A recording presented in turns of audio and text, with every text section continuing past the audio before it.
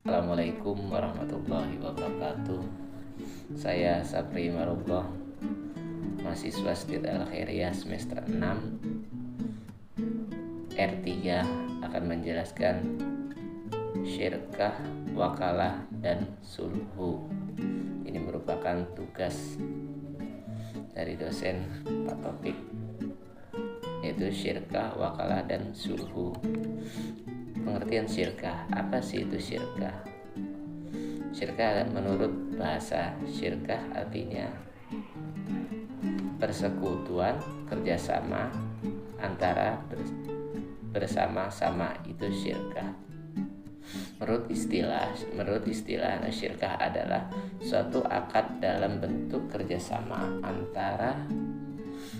antara dua orang atau lebih dalam bidang modal atau jasa untuk mendapatkan keuntungan. Jadi yang dimaksud dengan syirkah itu kita usaha dua orang, modal dua orang, kita sama kawan kita, sama-sama modal untuk usaha, nanti keuntungannya dibagi. Itu yang dimaksud dengan pengertian syirkah. Selanjutnya macam-macam syirkah. Yang pertama syirkah amalak, syirkah kepentingan. Syirkah amalak ini terwujud karena wasiat atau kondisi lain yang menyebabkan kepentingan suatu aset oleh dua orang atau lebih, yaitu syirkah ini dua orang atau lebih, aset kepentingan dua orang atau lebih. Itu yang pertama. Yang kedua syirkah akut, syirkah kontrak sebetakan. Syirkah akut ini terjadi karena kesepakatan dua orang. Jadi dua orang sama-sama saling sepakat. Dia tidak bisa kalau satu sama lainnya tidak sepakat. Jadi dua orang tuh harus sepakat. Selanjutnya yakni rukun dan syarat syirkah dapat dikemukakan dalam berikut, yaitu rukun dan syarat syirkah. Yang pertama anggota yang berserikat, anggota yang berserikat dengan syarat balik, sehat, itu rukun dan syaratnya, sehat, berakal. Ya gimana kalau sedangkan usaha, kalau nggak sehat nggak berakal gimana? Makanya syaratnya harus itu. Yang pertama sehat, balik, berakal. Balik artinya sudah dewasa, jadi mengerti tentang keuntungan modal dan lain sebagainya. Yaitu yang selanjutnya pokok-pokok perjanjian syirkah. Yang pertama modal pokok yang dioperasikan harus jelas. Nah, modal pokok kita dalam usaha, modal pokoknya apa gitu, ini harus jelas kemana itu modal pokoknya. Yang kedua anggaran dasar dan anggaran rumah tangga harus jelas. Selanjutnya pengertian wakalah. Wakalah menurut bahasa artinya mewakilkan menurut istilah yaitu mewakilkan atau menyerahkan pekerjaan kepada orang lain agar bertindak atas nama orang yang mewakili selama batas waktu yang ditentukan. Jadi mewakilkan pekerjaan pada orang lain. Seumpama kita tidak bisa dalam pembagian harta atau bukan pembagian harta sih, dalam pekerjaan, nah kita mewakilkan pada orang yang kita percayai. Nah itu wakalah. Asal hukum wakalah adalah mubah, tetapi bisa menjadi haram bila yang dikuasakan itu adalah pekerjaan yang haram atau dilarang oleh agama, dan menjadi wajib kalau pekerjaan terpaksa harus mewakili dan pekerjaan yang dibolehkan oleh agama. Hukumnya wakalah adalah mubah, menjadi haram kalau pekerjaannya haram. Jadi kalau kita disuruh mewakili pekerjaan, kita lihat dulu itu pekerjaan halal atau haram. Jika haram janganlah. karena berbahaya kalau haram. Namanya harta, akan kita belikan sesuatu kita akan makan, bahaya kalau haram. Jadi nyari yang halal saja. Rukun dan syarat wakalah. Nah, kita akan bahas rukun dan syarat wakalah. Yang pertama, orang yang mewakilkan, yang memberi kuasa.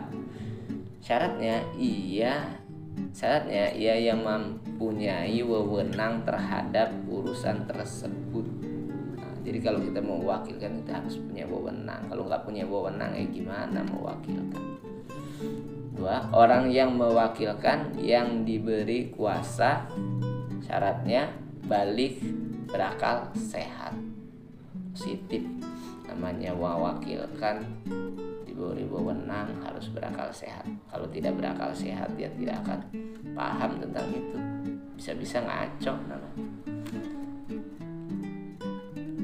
Selanjutnya, masalah urusan yang dikuasakan, syarat jelas dan dapat dikuasakan. Nah, maksudnya orang yang kita kasih wasiat atau orang yang kita kasih urusan itu, dia harus menguasai tentang hal itu. Syarat pekerjaan yang dapat diwakilkan. Nah, ini kan syirkah ini, syarat pekerjaan yang diwakilkan apa saja? Pekerjaan tersebut diperbolehkan agama. Maksudnya pekerjaan tersebut dibolehkan agama, pekerjaan tersebut tidak dilarang oleh agama. Jangan pekerjaan yang haram kan yang dilarang agama, nambah kita kasih ke orang lain, berdosa, tidak boleh. Pekerjaan tersebut milik pemberi kuasa. Nah, pekerjaan itu sudah diamanahkan oleh pemberi kuasa. Pekerjaan tersebut dipahami oleh orang yang dikuasainya. Yang kita kasih kuasa harus dia paham.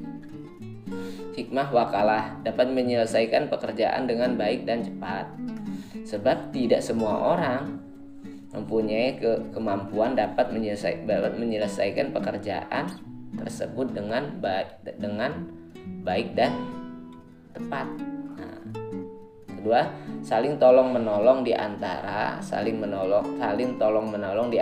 sesama manusia. Yang empat, timbulnya saling mempercayai di antara sesama manusia. Itu hikmah wakalah.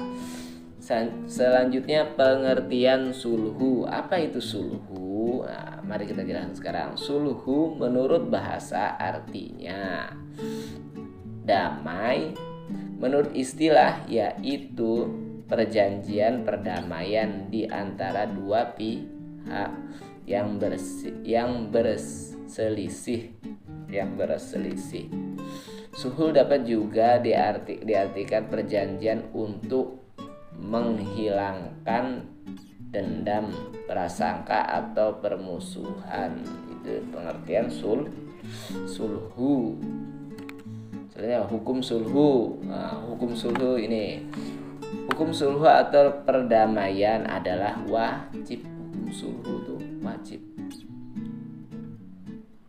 Sesuai dengan ketentuan atau perintah Allah Subhanahu wa taala di dalam Al-Qur'an. Nah, ini ayat Al-Qur'an tentang sulhu. Sesungguhnya orang-orang mukmin itu bersaudara, karena itu damaikanlah antara kedua saudara dan bertakwalah kepada Allah supaya kamu mendapatkan rahmat. Rukun dan syarat sulhu. Mari kita bahas dengan rukun dan syarat sulhu. Mereka yang sependapat damai adalah orang yang sah melakukan hukum.